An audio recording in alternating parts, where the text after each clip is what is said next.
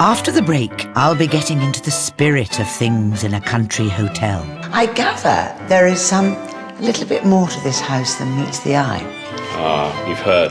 And I'm less than sheepish with head chef Nigel. When they say that's mutton dressed as lamb. Lamb? That's never been said to you, I'm sure. I think it has several times, actually.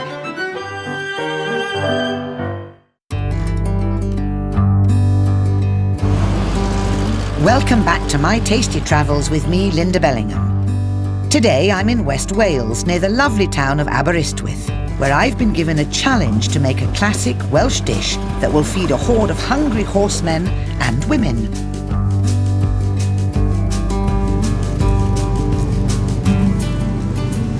The most difficult thing about my challenge is getting exactly the right ingredients for my recipe. So I'm making a slight detour to try and get some inspiration and some insider knowledge for my recipe. With the sun finally making an appearance, I've come to Nanteos Manor, a rather grand Georgian country hotel on the outskirts of Aberystwyth, with a reputation for fine food. Built in the mid-18th century, it was the home of the wealthy Powell family, who made their money in lead and silver mining, and the family's estate covered 30,000 acres, including most of Aberystwyth. The Powells owned Nanteos for over 200 years, before the last family member died and the house fell into disrepair. Luckily, its impressive interiors and grand facades have survived, but alongside its architectural attractions, the house is famous for another reason. Mark Rawlins-Lloyd is general manager, so I'm hoping he knows something about the mystery which surrounds the place.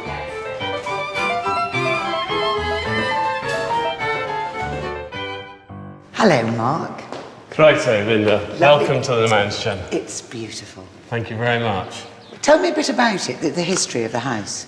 There's been property on the estate since the 11th century, and the building itself is actually built on a 15th century building which is still here. It's in the cellar. Walls, doors, windows, the floors. Gosh. Anyhow, 1738 was the major change for the estate. The Powell family built the property and then lived in it as a family right up until 1951. Well, I gather there is a little bit more to this house than meets the eye. Ah, you've heard that. Well, perhaps you'd like to tell me about it. Certainly. I'm sure the guests enjoy the luxury on offer at the manor, but I wonder if they're aware of its reputation as one of the most haunted houses in Wales, with a collection of resident ghouls to make even my spine tingle. There is allegedly a lady who plays a harp in the woodland just behind us here. There was a woodsman chopping with his axe in... The way you do. You do. Nothing like I like a bit of a woodman. There's been tales of carriages coming past the front door, and the sound, not actually seen, but the sound. And of course there's a grey lady. Now she's probably our most famous resident, who, for whatever reason, decided to hide her jewels from her husband, and then subsequently died, and is particularly upset about the fact that she can't find her jewels.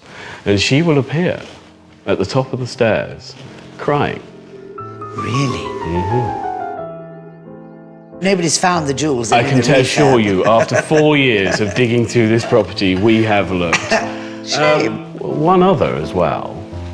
There is the little girl. Little girl? Yes. Where's the little girl? She's in the kitchen. I don't know about haunted kitchens, but I suppose this is the perfect opportunity for me to meet Nanteos' head chef Nigel Jones. And as I'm feeling rather peckish, perhaps he's just the man to exorcise my hunger. Mark's just told me something about a girl in the kitchen. You've heard. We have had a couple of sightings or glimpses of a young girl who's run past and said, "Hello, cook," but we can't find her. Really? Yeah. So she'll be watching us now then? Hopefully she'll be helping us. Well, I'm not sure Nigel needs any help from the spirit world, because he's already made a good start making some Welsh stout and chocolate cakes, using flour, sugar, eggs, some dark chocolate and half a bottle of very special local stout. Right. we've got the chocolate base then that you saw. Yes, very nice. I have 1 egg left to beat into here. Lynda, would you like to do that for me? All right, then, as long as there's not a special... Is there a special beating technique? No, not at all. Use your own technique and then just put that lovely free-range egg in. That's it, gently. This lovely smooth mixture consists of sour cream and eggs. Simple, really. That's a great job. Thank you very much. And now we need to then put this into our mix now. Slowly? Yeah, just slowly. It smells yummy already. Good. Now, so where does this cake with stout come from then? Is this one of your creations? This particular recipe is. There are a lot of stout and chocolate cakes around. It just happens they all have a slight variation to it. And this is ours. And of course we use a local stout, which is a chocolate stout. A chocolate stout? Yeah. You mean it's got chocolate in it? It actually has chocolate Really? in the stout, yes. Yeah. I might like that. Yeah. Well, we need now to add the flour Okay. and the bicarbs. And if you can do that for me, Lynda, I'll stir. Or do you want to? You stir. Okay, then. Yes, I'll do this. Okay. There we go. Yeah. I'll put it all in. That's great, yeah. Try and get it all into the pot. I will. Oh, I'm getting it all over your hand. No, it's coming. Okay. It's all right. That's fine. There we go. That's it. Lovely. We're just going to fold the remainder in, make sure there's no bits and lumps. Can I ask you about the folding? Yeah. Because with a sponge, you know, when you whip up the Yeah. eggs and the sugar and everything, and then you fold it in, Yeah. I find the folding quite difficult because I do get little lumps. Well, all we're doing is trying to get rid of all the lumps, but Right. most of these lumps you can see are bubbles, actually, Yes, in the mix. and they'll go away then. And they'll just go in there. How many cakes will this make? This will make about 40 cupcakes. Do me nicely. 40 is a good round number, isn't it? Very nice. Delicious. So there we are. Okay. That's the mix ready for piping. Can I just do this for you? Yeah, and taste it. Very important. Of course. Delicious. Yummy. Oh, you can taste the stout. Good. Yummy. You just watch. We're just going to pinch it off there. Okay. It just runs. You don't have to squeeze it. It's just a very Right. wet mix. It's all that stout. It is the stout, yes. Oh. Now, I know what you're thinking. You're thinking, what has this, making cakes with stout, got to do with my challenge to cook a traditional Welsh meal with local ingredients for a bunch of harness racing drivers? My answer to that is nothing at all. Whilst these beauties bake for 19 minutes at 220 degrees, I think I should take advantage of Nigel's tremendous expertise regarding that dish I have to cook later on. Nigel, Yes. I've got this challenge, right, Yes. to make a traditional Welsh dish. Yeah. So I'm thinking cow. And I thought it might be quite fun if I did it with beef. So is that not a good idea? Well, traditionally you could do it with anything, but I would be shot around here for doing it with beef. It would be lamb or mutton, really, generally. So maybe I should do lamb then. How old does, when they say that's mutton dressed as lamb, Lamb? infers, That's never been said to you, I'm sure. I think it has several times actually. But so how old is a sheep to be mutton then? Well, a lamb is killed at about 4 months, and then an older lamb becomes a hogget, what they call a hogget, and then after that it will become mutton. So 12 months and over, really. And what other main ingredients am I going to need? Well, you're going to need leeks, but of course they're out of season in this area now, so you would have to get those from away. So instead of I leeks, can't do that then because it's got to be local produce, you see. onions, Okay. spring onions, perhaps. Spring onions more Yeah. lighter, aren't they? Well, they give it a good colour. Yeah. And a good flavour. Because the green bits. Yeah. I use the green bits. Onions you'll get in season locally. You do need some roots in there, Yeah. so swede and potato. Potatoes. And I'll serve it though, presumably like a soup Exactly with the crusty same. bread and. And Caerphilly cheese. I didn't mention that before. Yes, it's Caerphilly traditionally cheese. sold with cheese and bread, yes.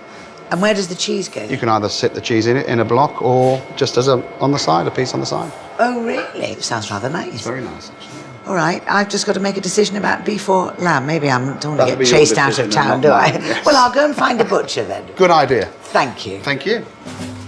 Well, Nigel's certainly given me food for thought, but it's now time to test those chocolate stout cakes. The moment has arrived. Oh, yes. Oh, perfect. Would you like to have a go, Lynda? I don't think so, Nigel. I think I'd rather eat one. Okay. Can I taste? I can't wait any longer. Oh, I say. It's very moist.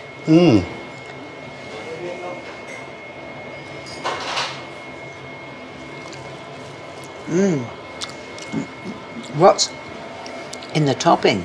Double cream and cream cheese. Oh, because it's nice, because it goes with the sweetness. Oh, very difficult, this job, you know. I'm sure. This is not what you call exactly a tradition, is it? No. But on the other hand, we could kind of start a tradition. I quite fancy creating a new tradition. Good idea. Yes, I think this could be very nice. Just to seal this tradition, do me another one. Okay.